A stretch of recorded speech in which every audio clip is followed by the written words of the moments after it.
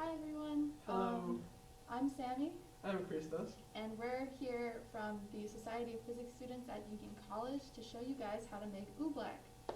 So Oobleck is what's called a non-Newtonian fluid, and that just means that Oobleck changes how it feels when you touch it or when you hit it with different speeds. So to make the omelet, we need water, as you could see here, cornstarch, and we're gonna add a bit of color here, food coloring to make it very pretty because of Halloween. So for every cup of water, you add 1.5 cups of cornstarch, and yeah, you can also put some color there. Yeah. And so what Oobleck does is it looks like slime, but if you hit it, it's solid. So what we're gonna do is we're gonna put it on a speaker and see how it reacts to the vibrations in the speaker. Oh yeah. I'm gonna put a tarp over it to keep it clean.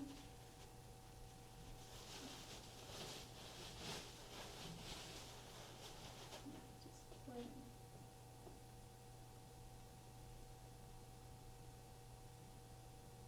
So this kind of looks like. I guess that's good. Yeah, it's perfect.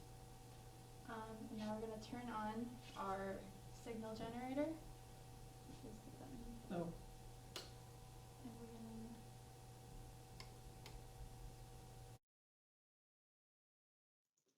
Before we go any further, let's take a second to try and understand what we're about to see. As Sammy said, Oobleck is a non-Newtonian fluid, a fancy way of saying it acts like a solid and a liquid. At rest, water molecules surround each starch particle and act almost like a cushion, allowing the cornstarch to move about freely like a liquid.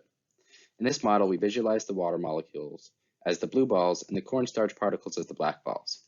The fine cornstarch particles are completely surrounded by the water molecules, which means they don't interact with each other. However, when a strong force is applied, the water molecules are pushed out of the way, leaving the cornstarch particles behind. With nothing to protect them from the other particles, the force of friction takes over and they clump together into a solid. Now let's get back to the lab and see how these properties manifest when we turn the speaker on to full power. As we turn the speaker up, we notice waves begin to form in the Oobleck. These are similar to if you were to drop a rock in water and watch the ripples form outwards. However, as the water begins to be pushed away from the cornstarch, solid waves begin to form and stand up tall and in place. This is quite unusual for something that acts similar to a liquid.